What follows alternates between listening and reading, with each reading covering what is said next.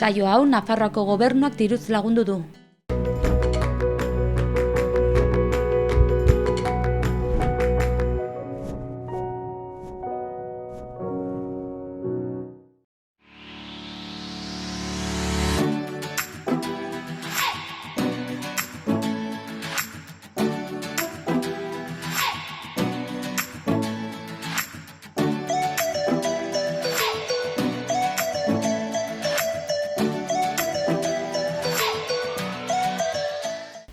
Arratsaldeon guztioi, gaur osteguna da urriak 17 eta gaurko egunerako gonbidatu berri bat daukagu gurekin.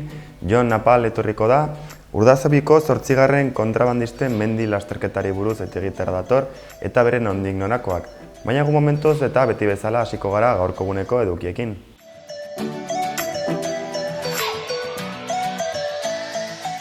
Goazen gaurko eguneko efemerideak ezagutzera.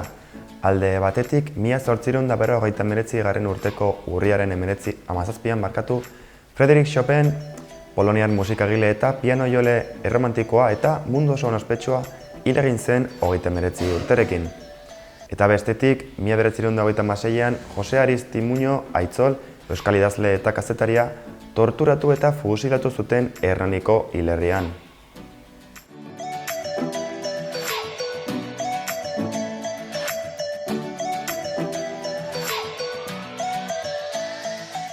Goazen orain aste honetako agenda errepasatzera. Urriaren 25 arte mundua hankaz gora jartzeko elkartasun 15aldia antolatu dute Zabaldin. Ekintza desberdinak arratsaldeko 7:30 izango dira sarrera librearekin. Bestalde, bihar Iturramako Zibiboxean analisi eta hausnarketarako foroa antolatu dute arratsaldeko 7etan sarrera librearekin ere. Ostiralean, bat-bateko heriotzaren aurkako emanaldia egongo da zentralen arratsaldeko 8:30. Sarrerak 5, 6 edo 7 euro balioko dute erosteko moduaren arabera. Bukatzeko, igandean Tuteran Nafarroa oinez ospatuko da goizeko 10:00 aurrera.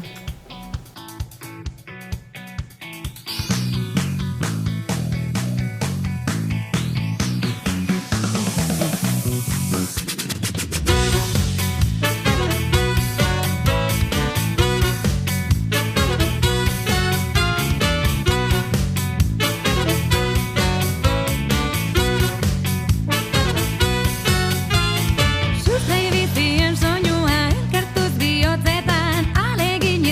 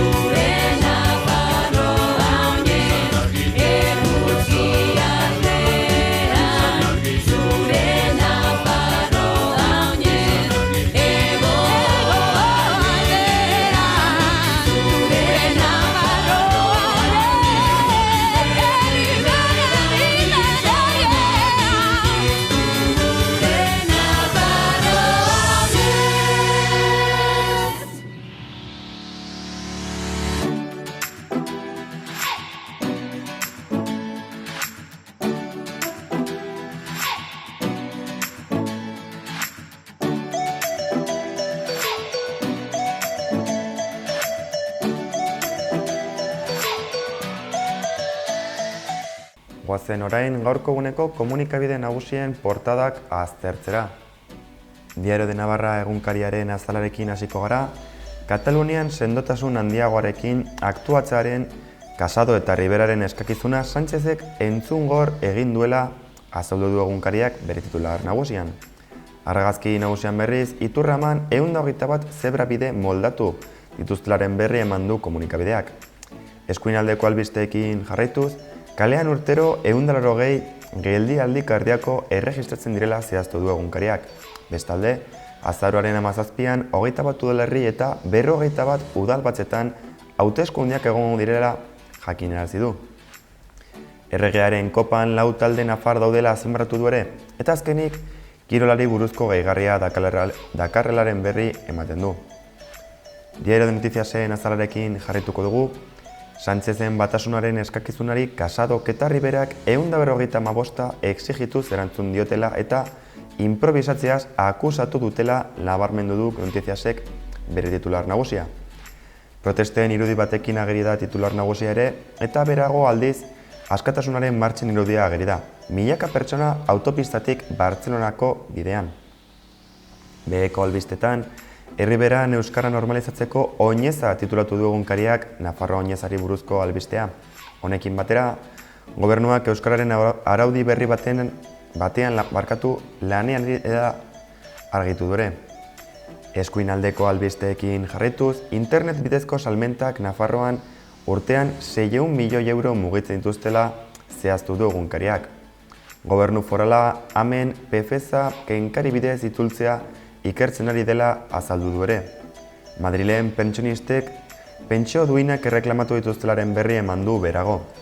Urtean Nafarroan 180 pertsona inguruk geldialdi kardiakoak pairatzen dituztelak jakinarazi du ere. Eta azkenik, Atxagak nobelari agur esango diola nabarmendu du Noticiasek etxeak eta hilobiak lanarekin. Gara egunkariaren portadarekin orain, Benet Saleias barkatu Jordi Cuixarten abokatuaren hitzekin ireki du Garak bere portada nagusia. Sententzia eskubideen ukaketa ariketa bat dela azpimarratu du abokatuak. Alboan berriz askatasunaren aldeko martxak Bartzelonara milaka pertsona eramaten ari direla nabarmendu du ere egunkariak. Argazki nagusian, Alfonso Etxegarai eta Cristian Etxaluz ageri dira, biei buruzko reportajearen aurrerapena izanik. Biktimek EAJ eta PSE-ri memoriaren legea tramitatzeari uztea eskatu dietela argitu du Garak ere. Kongresuan pentsioak blindatzeko demanda masiboa egon delaren berri eman du ere komunikabideak. Eta azkenik, Johnsonek bere kidei erregutu die Brexitari buruzko atuna sinatzeko. Berria egunkariko azalarekin jarrituko dugu, sindikatuek eta demokrazia baik bihar eta etzi mobilizatzera deitu dutela azpimarratu du berriak bere titular nagusian. Honekin batera askatasunaren aldeko martxak Bartzelonara bidean direla gaineratu du argazki nagusi batekin. Goikaldean berriz, Atxagak bere azken novela izango dena Etxeak eta hilobiak aurkeztu duelaren berri eman du ere. Behekaldean berriz, Urkulluk Rajoiri presoak 10 espetxetan biltzea proposatu ziola azaldu du egunkariak. Mayorga Ramirez Euskalkortasunako idazkaritzarako hautagaiaren esaldi esanguratsu bat ekarri dute azal nagusira ere, alderdiari buruzko gogoeta eginez. Alboan pentsionistak Madrilen egindako protestaren irudia ageri da ere. Adimen artifiziala erabiltzen duen itzultzailea Jaurlaritzak aurkeztu duela azalarazi du ere, eta azkenik, Erresuma Batuak akordorik lortu ez gero, Brexita atzeratzea eskatuko duela nabarmendu dugu berriak. Euskal Herria irratiaren webguneko azalarekin amaituko dugu, Unzu hostelari argi berdea titular honekin ireki du bere portada komunikabideak. Atzo Iruñeko udaleko hiregintza gerentzia batzordeak arautegi urbanistikoaren aldaketa onartu zituen. Hurrengo udalbatzan bozka daitezen. Alboan berriz, Tuterako Nafarroa oinezerako dena prest dagoela azpimarratu du irratiak ere. Eta azkenik, gaur bertan Marabillas gaztetxearen epaiketa abiatuko dela zehaztu du.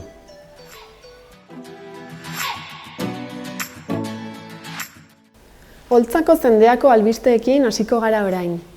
Larunbat honetan hasiko da Ororbiako gomazko pilota txapelketaren 15. edizioa. Larunbat arratsalde eta igande goizetan jokatuko dira partidak Oltzako Zendeako udalak antolatuta. Horretaz gain, urriaren 27 arte Nikolas Ardanazen argazki erakusketa bisitatu daiteke Ororbiako polikiroldegian. Bertan, Nafarroako Unibertsitateak utzitako argazkiak daude ikusgai. Uharten, Dantzarme izeneko ikastaroan izena emateko azken eguna da gaur. Dantza integrala eta ahalduntzea landuko dira bertan, emakumeak gorputza, adierazpena eta sormena ardatz hartuta. Norbere burua entzuten eta zaintzen ikastea da helburua, eta 18 urtetik gorako emakumeei dago zuzendua. Txulapainen, udaletxetik igandean tuteran ospatuko den Nafarroa oinezera joateko autobusa antolatu dute. Apuntatzeko 5 euro ordaindu behar dira udaletxean bertan, eta bihar izango da hau egin ahal izateko azken eguna. Autobusa Markalaindik aterako da goizeko 9:00 eta itzulera 7:00 izango da tuteratik. Goazen orain Noaingo albisteekin. Udaletxeak terrazak ezartzeko ordaindu beharreko prezioak jaitsi ditu, araudian aldaketak eginez. Ordaindu beharreko tasak altuegiak zirela salatuz, ordenantza aldatzea erabaki zuten. Horretaz gain, sesio berean, udaletxeak konbenio berri bat onetsi zuen udala eta herriko elizaren jabeen artean. Hartzapez pikutza hain zuzen. Hitzarmen honen bidez, udala izango da elizaren inguruko lorategiak zaintzeaz arduratuko dena. Zonaldea herritarrei irekitzearen truke. Gainera, udaletik gogorarazi nahi dute Diario de Navarraren erronka solidarioan parte hartzen ari direla eta abendura arte parte hartu daitekela. Bestalde, Noaingo aireportuaren datuak ezagutarazi ditu AENak. Irailean bidaiarien kopurua 27 hazi da, 23.500 bidaiari baino gehiagorekin. Urtea hasi zenetik 176.000 pertsona baina gehiago pasa dira aireportu hontatik. 2018ko periodo berean baina 13% gehiago. Nafarroako terminal honek konexioak erregularak mantentzen ditu urte osoan zehar Madril eta Frankfurtekin. Eta data konkretuetan, hala nola udan edo jaiegun berezietan, hegaldi bereziak ezartzen dira. Gainera, hilabete honen bukaeran, Kanarietara joateko hegaldi erregularrak jarriko dira martxan. Horretaz gain, agenda kulturalean zentratuz, bihar antzerki emanaldia izanen da arratsaldeko 9:00 kulturetxean, Nimeria Noaingo antzerki taldearen eskutik. Antzeztuko duten obraren izenburua Encuentros en la tercera planta da eta sarrerek 4 euroko prezioa dute. Hurrengo asteazkenean aldiz, munduko liburuak ginkana egingo da liburutegian 5 eta 7 urte bitarteko haurrentzat. Sarrera librea izango da, baina lehenagotik izen ematea beharrezkoa da. Ginkana hau liburutegiaren astea ospatzeko antolatu da. Haurrek liburutegiaren mundua modu dibertigarrian ezagutu dezaten. Gainera, urriaren 24ean, ostegunean, Iruñea beltzari bisita egingo zaio Miguel Izuren eskutik.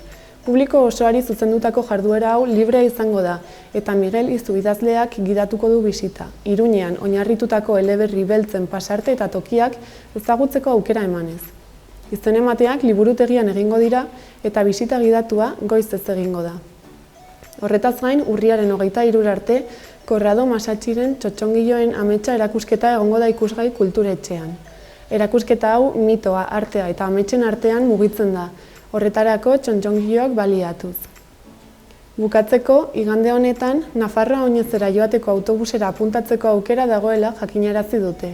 Tiketak kulturetxean eskura daitezke 10 euroren truke eta autobusa 9:00 aterako da Noaindik eta 7:30 izango da itzulera tuteratik. Iruñako berriekin bukatuko dugu. Iruñeko udaleko hirigintza gerentzia batzordeak arautegi urbanistikoaren aldaketak onartu zituen atzo. Hurrengo udalbatzan bozka daitezen. Bozkaketa irabaziz gero, turistifikazioari aurre egiteko duela 2 urte ezarri ziren lizentzia turistikoen luzamenduen amaiera etorriko litzateke.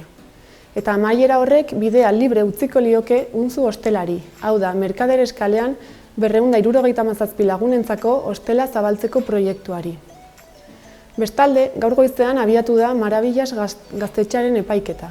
22 pertsona epaitu dituzte, higiezinen usurpazio delitu arina egotzita. Epaiketa hasi baino lehen goizeko 10:00 kontzentrazio bat izan da epaituei babesa erakusteko. Gaur aldiz, Rubik Teatrek antzerki aroa zikloari hasiera emanen dio. Ikusizko antzerkia, antzerki hizkuntza berriak eta mugimenduaren poetikoa oinarri dituen antzezlan bat taularatuta. Emanaldia Nafarroako Antzerki Eskolan izanen da 8etan, eta sarrerak 8 euro balio ditu. Gazteei eta helduei zuzenduta dagoen antzerkiaroa, euskarazko antzerki zikloaren edizio berri hontako emanaldiak gaurtik abenduaren 11 bitartean antzeztuko dira Nafarroako Antzerki Eskolan, Gaiarre Antzokian eta Iturramako Zibiboxean. Gaur ere, hasiko dira Lesfenen lehenengo jardunaldiak, Nafarroako jardunaldi kultural lesbofeministak hain zuzen. Urriaren 27 bitarte, erakusketa bat, zineforumak eta antzerkiak izanen dira besteak beste Kondestable eta Iturramako Zibiboxetan. Jardunaldi hauen helburua emakume lesbianak eta bisexualak kultura arloan ikustaraztea da, bai sortzaile moduan eta baita protagonista moduan ere. Bestalde, Iruñeko herritarrek jada kontsulta dezakete ea azaroaren 10ko hauteskunde orokorretan hauteskunde mahaiko kideak izanen diren. 010 telefonoan eta udaletxeko webgunean kontsulta daiteke, hauteslearen zenbakia eta lehen abizena erabiliz. Horretaz gain, azaroaren 24 arte aurkeztu daitezke proiektu teknologikoak Maker espazioetako deialdira. Modu hontan, udalak, herritarrak eta kolektibo desberdinak animatzen ditu 3Dko inpresioan, musikan, elektronikan, robotikan, ikusentzunezkoetan eta software edo hardware librean proiektuak sortzeko.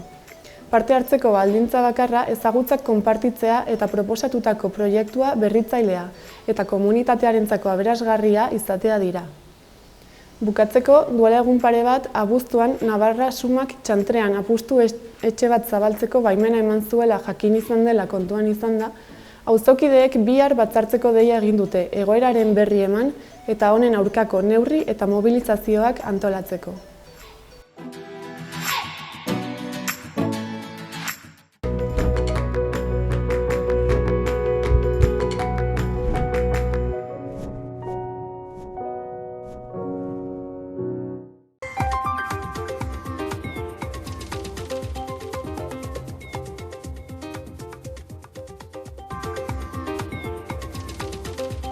Eguraldia goibel eta euritsu egonda goiz partean, arratsalde gau aldera hobetzera egingo du.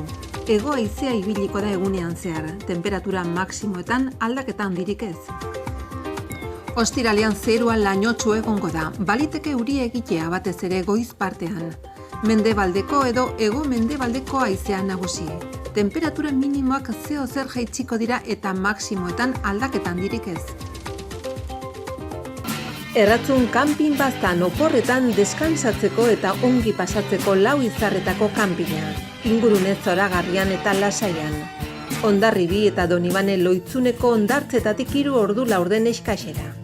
Baztan kanpina 100 metro kuadroko 150 partzel esiak eta itzalarekin, apartamentoak eta bungalobak. Argindarra eta urez hornitutakoak. Heldu eta umentzako 2 igerileku, jolastoki, ostatu, jatetxe, supermerkatu, padelpista, petanka eta pinponarekin. Gainera, uztaila eta abuztuan aurrendako animazio ere badago. Erratzun, baztango bihotzean, baztan kanpina.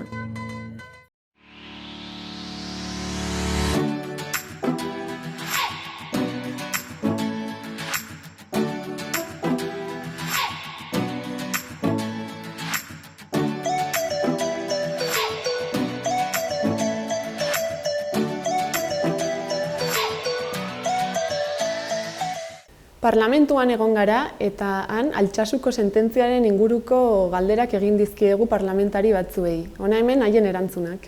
Egun oso gogorrak ari dira izaten azken hauek, egia esan ikasturte oso konbulsoa izan dugu. Heldu zaizkigu hainbat epai eta batak kezkagarria izan bada, hurrengoare kezkagarriago. Egia esan Altsasuko epaian aurrean agertu genuen gure kezka, amorrua, tristura, izan ere beste behin aukera galdu egin baita tribunalek epaitegiek galdu baitute aukera justizia egin ahal izateko eta behingoz erokeria honekin amaitu ahal izateko. desproporzio egundokoa badela kasu honetan salatu egin izan dugu hasieratik, eta beste behin ere tribunalak ez du aprobetxatu aukera hau justizia egiteko eta behingoz proportzionaltasuna ezartzeko epaitzen ari den horretan. Hemen Nafarroako auzitegiak bere momentuan ongi aski adierazi zuen, Altsasuko gazten kasua hemen Nafarroan, Iruñean epaitua behar zuen, eta hori egin ordez, epaitegi berezi batera eraman zuten, auzitegi nazionalera, eta hortze nik uste egin zela urratu lehenengoz edo modurik larrienean kasu hau, ez? Eta kasu honetan larriki penalizatuak izaten ari diren gazten bizitzan, ura izan zen ikusteia punto de inflexión gogorrenetarikoa. Horra ziren hizketan terrorismoa ote zen, Audientzia Nazionalak berak adierazi zuen ezetz, orain epaitegi gorenak supremoak ere berdintxu esan du ezetz, eta hemen epaitua behartzuela izan kasua. Edo nola, horri, edo errealidade, edo rekonozimendu horri ez dagozkion pena batzuk, zigor batzuk ezarri dira beste behin, gehiegikeria iruditzen zaigu, eta kezkagarria izan ere, defendatu behar duguna, edo bai behintzat alaguko ulertzen dugu, bereziki politikan gabiltzanok eta herritarron ordezkaria garenok defendatu behar duguna da, denontzako berdina behar duela izan justizia. Eta ari gara ikusten, hori ez dela betetzen kasu guztietan. Hori salatu dugu hasieratik, bai hemendik Nafarroako parlamentutik, egin izan diren adierazpenak gure botoekin babestuz, eta baita gobernuan ardurak izan ditugunean ere bai, eta karrikatan horregon gara, eta horregoten jarraitu behar dugu. Balarriak, ari naiz esaten nola bizi izan dugun, eta larritasuna zehazki zertan datzan. Eta uste dugu politikoki larria dela, izan ere izugarri politizatu den kasua izan baita, eta judizialki ere bai, berme guztiak ez direnaren bete, edo bete ez direnaren salaketa egin izan dugu ere bai. Orduan, berme osoa pertsona guztiendako eta justizia proporzionaltasuna eta behingoz gauzak dagozkion tokian jartzea eskatzen dugunontzat, ondorio larri bada horrelako epai bat. Bidea ez da amaitu, bada berriz haratago joateko aukera, beste epai baten bila, beste epaitegi baten aurrera, ia behingoz justizia egiten den hemen ez bada Europan, eta ia inork esaten ote dion estatuari horrela ez direla egin behar gauzak.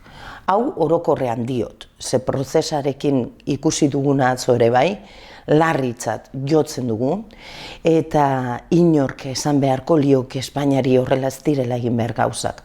Guk esan izan dugu askotan, ez bakarrik orain, aurretik ere izan ditugu aukera ugari tamalez adierazteko estatuari gure ezadostasuna, gai politikoak eta kontu politikoak judizializatzeko duen joera horren aurrean gure salaketa behin eta berriz mahai gainean agertu dugu. Kasu honetan, aspaldidanik datorren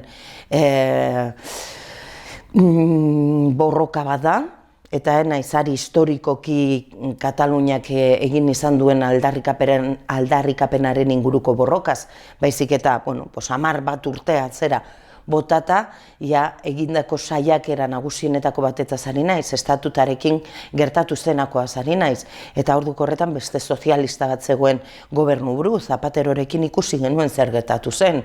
Bide politikoak eta desobedientzia zibila, bide bat zela, esan izan duten horiek ere bai, orain frogatzen dute ez dela horrela, edo behintzat ez daudela behar bezain maduro eta behar bezain heldu hori jorratzeko behar den moduan. Bide gutxi dago eta dauden gutxi horiek izten saiatu egin dira bai estatu gobernutik eta baita ere epaitegietatik. Orduan, zein da irten bidea? Zein da bidea? herri oso batek duen aldarrikapena nola kudeatu behar da orduan. Urtetan esan dutena, bertan bera gelditu da ikusita zer egin duten azken urteotan.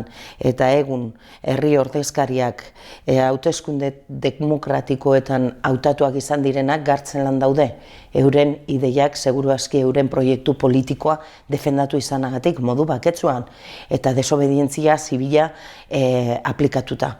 Bueno, hori ere ez bada bidea.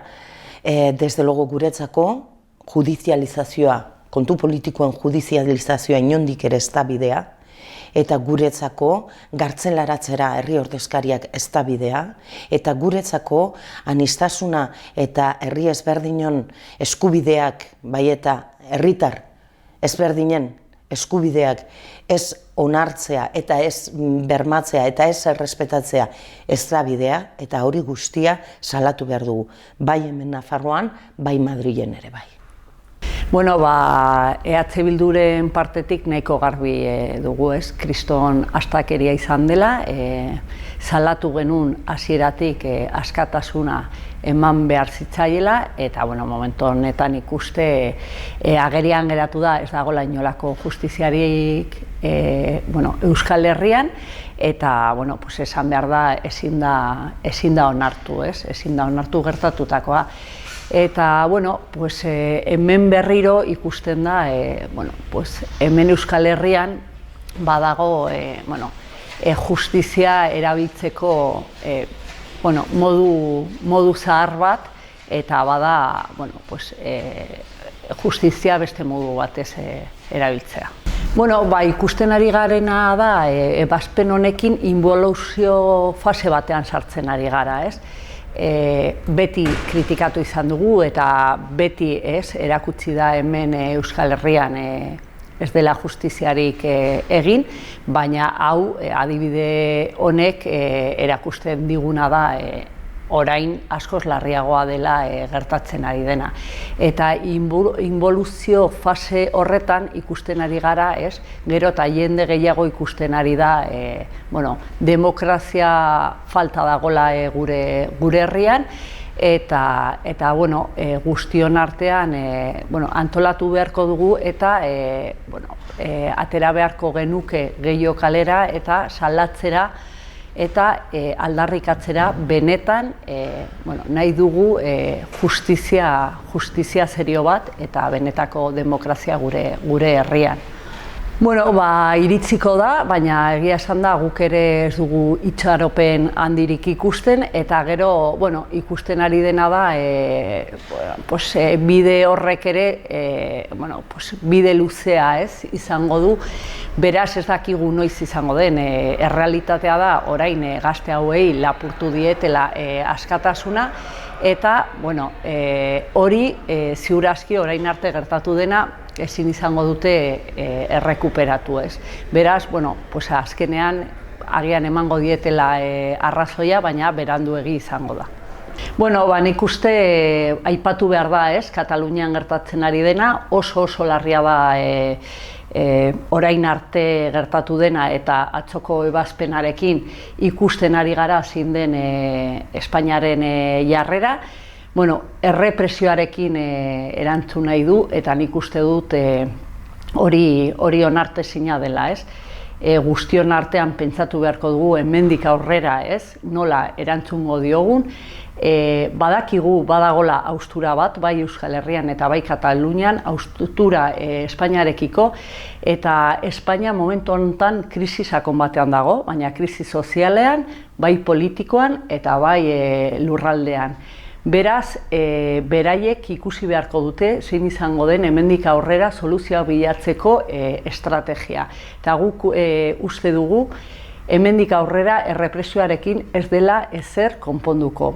Argi geratu da orain arte errepresioarekin ez da inoiz ezer lortu eta hemendik aurrera ez da. Beraz, nik uste herri bezala erantzun beharko diogu eta jarraitu beharko dugu jorratzen estrategia bat non bilatuko den soluzio on bat. Eta soluzio hori pasatu behar da herriaren borondatea kontuan hartuz. Bestela ez dugu inolako soluziorik bilatuko.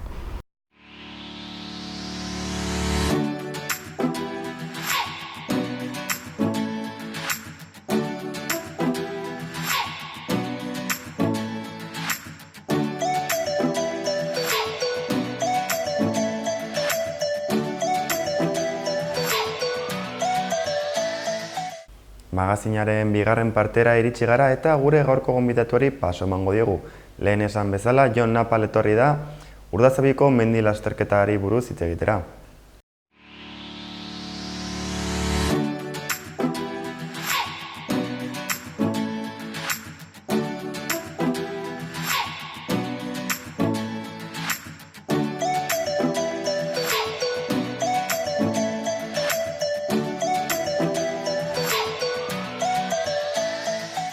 Esan bezala, Jon Napal dugu gaur, gurean, Urdazubiko kontrabandisten lasterketari buruz hitz egiteko. Arratsaldeon, Jon. Arratsaldeon. Zer moduz? Ongi. Batera. Bai. Zuek ja, asteburu hontan duzue Urdazubiko lasterketa hau, ez? Bai, hoixe, ja larun bat gauean, eta igandea goizean. Ja gogokin. Baditu berezitasun asko, ez? Osea, ez da edozein mendi lasterketa bezala. Guretzat berezia da, guk antolatzen dugulako, baina horretaz aparte, pixkat bitxitasun bat eskaini nahi genuen, eta horregatik erabaki genuen larun bat gauean, gaueko ibilbide bat sortzea, Urdazubiko kontrabandisten lasterketan lehenengo ekitaldietan pixkat omenaldia egiteko beraiei, eta gero ja bigarren egunean, ibilbidea luzatu egin dugu 22 kilometro lortu arte. Eta larun bat gauekoa egiten duzue horrela, duela 18 urte egin zen ibilbide bera errepikatuz edo? Oso antzekoa, oso antzekoa. Saiatu gara, jenderarekin hitz egin dugu, lehen lasterketa antolatu zutenekin, eta gutxi gora bera esan digute zen olako bidea zen. Aldaketak egin ditugu gure ustez ikusgarriagoa egiteko. Eta, hau da lehenengo aldia egiten dugun olako lasterketa bat, ea jendeari gustatzen zaien. Eta 18 urte hauetan, joan da aldatzen urtero, ala nola izan da kontua? Urtero ez, hasieran hori bilbidea 10 kilometro gutxiko gora bera zituen, eta gero ja, uste dut, 5-6 urte pasa eta gero, luzatu egin zela 17 kilometro lortu arte, eta urte askotan zehar 17 kilometro horietan ibilbidea beti berdina izan da, baina aurten erabaki dugu pixkat bueltatxo bat ematea ibilbideari, eta luzatu egin dugu, bide berriak ireki egin ditugu, eta gero baita ere gaueko ibilbidea sortu dugu. Eta lehen ez zen gau ez egiten? Ez. Hori da, aurten izango da lehenengo aldia? Aurten izango da lehenengo aldia. Eta momentuz zer nolako harrera ari da izaten? Jendea apuntatzen ari da? Bai, guretzat pixkat, miresgarria izan da, partaide gehiago apuntatu dira motzera, luzera baino. Eta ez zenuten espero? Ez, orokorrean mendi lasterketetan jendeak are eta kilometro gehiago, ordun eta hobe, eta jende gehiago apuntatzen daki lasterketa horietara, baina kasu honetan aldrebes izan da. Ditugu uste dut 80 gutxi gora bera partaide motzan, eta antzekoa luzean, baina partaide gutxiko luzean. Eta badago biak egingo dituen? Bai, badaude oraingoz uste dut 10-12 pertsona, biak egingo ditu, bi bilbideak egingo dituztenak. Nik horietako bat izango naiz. Ni azkena izango naiz beti, zintak hartzen joango naiz, eta seinaleak kentzen, eta holako gauzak egiten, eta beti azken partaidarekin, berarekin joango naiz. Eta parte hartuko duen jende gehiena, zer da, zonaldekoa, ala badator ere beste tokitatik adibidez, Frantzia aldetik? Frantzia aldetik badatoz partaide batzuk, Iruñetik, gure lagunak diren partaide asko datoz, Errioxatik ere badatoz, Gipuzkoatik, eta gero, Erratzu, Urdazubi, Elizondo, holako gertuko herrietatik baita ere partaide asko datoz. Eta hau, lasterketa hau sortu zen hori omenaldi bezala, ez? Kontrabandistei, edo, kontrabandoa gogorarazteko, ez? Garai horiek. Eta beraz, badu ere balio historikoa, ez? Suposatzen dut. Bai, pixkat bai, horretaz aparte, omenaldia historikoagoa egiteko, ja hasieratik partaide guztiak zaku batekin irteten dira, lehenengo 800 metroak, zakua hutsik doa, ez du pixatzen. Zaku bat hutsik? Bai, zakua hutsik doa, ez du pixatzen, pixkat simbolikoa den. Gero ja, 500-600 metro horiek pasata, uzten dute, bideo osoa egiten dute ja, eta amaiera iritsi baino 200 metro lehenago, berriz zakuak hartzen dituzte eta amaiera ja gurutzaten dute zakuekin. Pixkat, hori, kontrabandisten mundua ikuskatzeko edo omenaldia egiteko. Eta suposatzen dut, Urtazubiko herritarrentzat ere berezia izango dela eguna. Bai, kriston giroa izaten omen da beti. Orain arte maiatzan egiten zen egun hau, festen egun batean, baina baita ere hori beste aldaketa txiki bat izan da, pixkat basoa politagoa dago, gero maiatzan ere lasterketa pila zeuden, eta oso zaila zen egun libre bat aurkitzea edo beste lasterketa batekin ez talka egitea, eta horregatik erabaki genuen urrira pasa, lasterketa gutxiago daude, basoa askoz politagoa dago eta eguraldia ere hobea da, edo hobea izaten omen da. Ea zorte dugun eta euria ez duen egiten. Eta ibilbidea nolakoa da, esan nahi dut? Pasatzen da, muga gurutzatzen du, ala... Ez, ibilbide osoa Nafarroan bertan gurutzen dugu. Ibilbide guztiak Baztan herrialdetik eta Sareta zonaldetik badoa. Eta jendea hurbiltzen da ikustera mendira? Bai, lasterketa berez Urdazubiden inguruan burutzen da, eta Urdazubitik bertatik ere partaideak ikusten aldira, Urdazubian bertan herrian, baina horretaz aparte badago mendi tontor bat, eta herritik ikusten alda nola partaideak ikotzen duten, oso polita izango da. Nire ustetan gauekoa herrian dauden ikusleentzat, ikustea hori guztiak joango dira frontal batekin, gauez, eta maldan gora ikustea partaide guztiak, maldan bera ikustea, gero noski, nahi duenak mendiera joaten alda partaide guztiak ikustera, ez dago arazorik.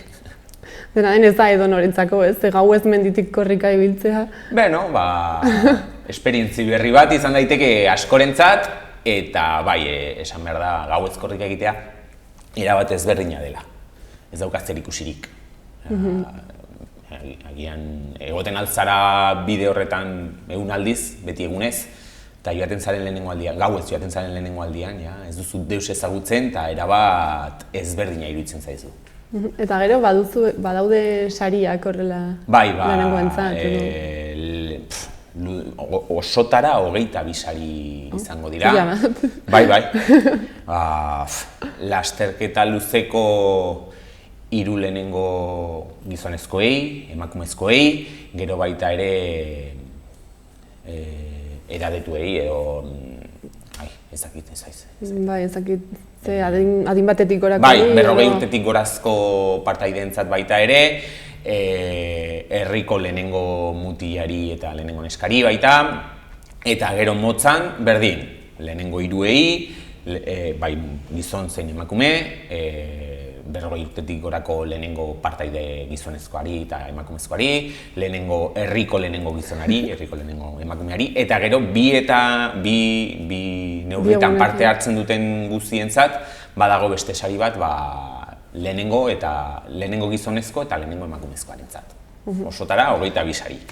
Batzuk sari ekonomikoa izan dute, beste batzuk sariren bat izan dute, baina... Eta noiz tarte apuntatu daiteke? Orain apuntatu daiteke, ala ja pasa? Ja, atzoia justu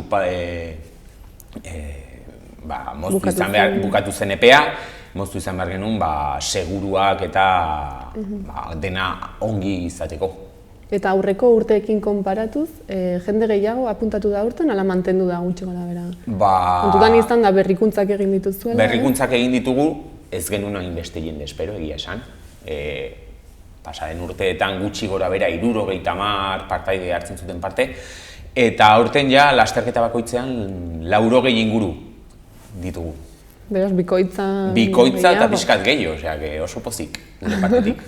Eta ibilbidea egiteko orduan, adibidez, kontutan izan duzue kontrabandista moduan aritzen zirenen edo kontakizunak edo halako zerbait? Saiatu gara, baina noski, kontutan izan behar da, ibilbide horiek Espainia edo Nafarroa eta Frantzia lotzen zutela, eta hori lortu beharreko baimenak oso zailak direla, Frantzian eskatu behar genituen baimenak, hemen eskatu baimenak, bi herrialdeen artean nolabaiteko harremanak sortu eta oso zaila zen. Orduan, bide guztia, bidezkak bilatu ditugu, oso itxiak zirenak garbitu ditugu, baina berez bidezkak dira, ziur kontrabandistak erabiliak izan zirela, baina gaur egun ez dakigu erabiliko zituzten edo ez. Eta adibidez, esan duzu baimenak lortzea oso zaila dela, baina egia da adibidez mugaz bestalde saran ere antolatzen dutela kontrabandismoaren inguruko lasterketa bat. Hoxe, beraz, orain dela herri gutxi. hauetan badago nolabaiteko ohitura edo? Bai, badago. Gainera herrialdean herri saretan badago kontrabandistaren inguruan badago nolabaiteko kontakizunak eta jendea onartzen du hori izan zela eta gaur egun pixkat omenaldia egiten zaie bertako edo garai horietako kontrabandistei. Eta onartuta dago egin zela eta lasterketekin omenaldia egiten zaie. Eta prestakuntzan herriko jendeak ere parte hartzen du adibidez? Bai. Osea, gure kasuan lasterketa berak antolatzaileak esportmannez gara, baina horretaz aparte Urdazubiko gazteria eskatu zigun laguntza, beraiek parte hartzen dute eta Urdazubiko udaletxeak ere parte hartzen du, beraiek gabe ezingo genuke lasterketa aurrera eraman. Eta etorkizunera begira, mantenduko duzu ez, lasterketa hau? Gure partez bai, noski, gustora egingo genuke. Urtero eta berrikuntza gehiago sortuz, urtero, ibilbideak luzatuz eta partaideare eta gehiago hartzen baldin badute, hobe. Geroz eta luzeagoak nahi duzu. Bai. Ideiak baitugu, ea noizbait lortzen aldugun maratoi bat egitea, baina beno. Beraz, pixkanaka... Pixkanaka batez ere, pixkanaka. Baina behintzat ilusioa hor duzu? Ilusioa bai asko daukagu, eta batez ere hori jendeari gustatzea, espero dugu berrikuntza guzti hauek, eta pixkanaka partaidea gehiago parte hartzea, modu horretan lasterketa haundi bat lortu arte. Osongi, ezakit zerbait gehiago gehitu nahi duzun, edo besterik gabe? Bueno, hori eskerrak eman Urdazubiko gazteriari, Urdazubiko udaletxeari, zuei, xabaten ezta. Eta deus gutxi hurbildu nahi duen jende guztiari, animatzera, eta batez ere giro ona izango dugula eta oso ongi pasako dugula. Eta polita izango dela ikusteko. Batez ere polita izango dela, ikusgarria. Oso ongi, mila esker, zuei ona etortzeagatik eta guztia primeran, joan dadila. Bale, mila esker. Ale.